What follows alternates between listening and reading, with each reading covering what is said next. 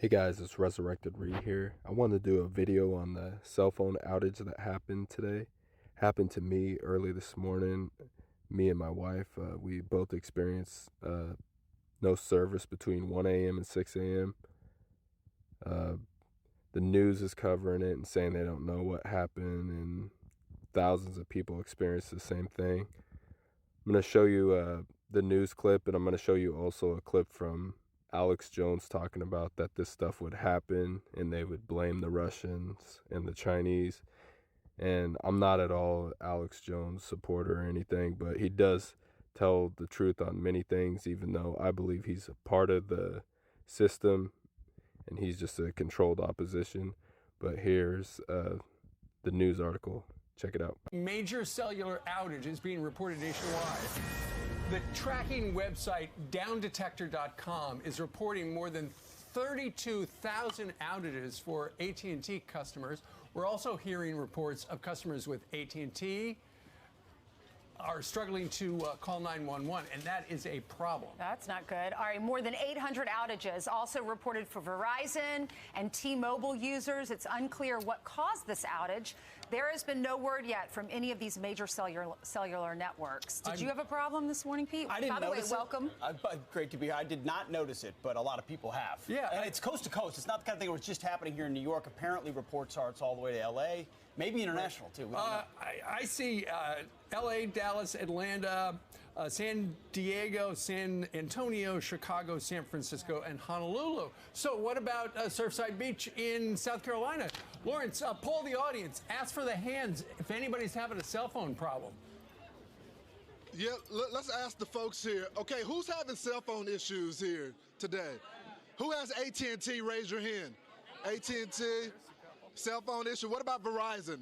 Who's having some Verizon issues today? Okay. Yep.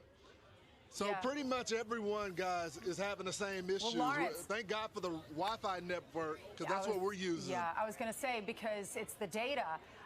Lexi, our assistant, she came in this morning and she said, my data's not working, but when I get to Fox and I turn it on Wi-Fi, my phone works now.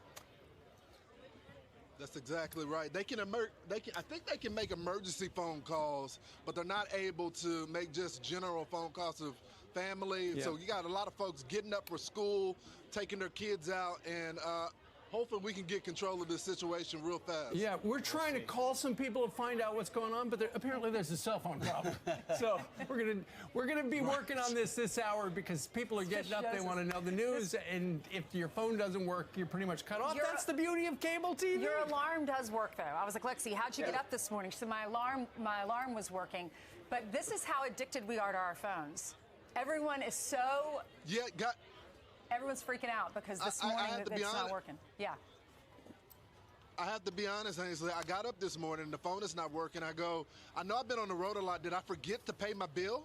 Like, is something not going in? Like, nice. I do it, and I was like, okay, I got automatic payment on that. So that's good. Yeah. But everybody's experiencing the same issue. Yeah, and we're going to get to the bottom of it. In the meeting. Everything, if there were a cyber attack or a satellite malfunction, even a major solar flare, if cell phones went out, give it 3 hours.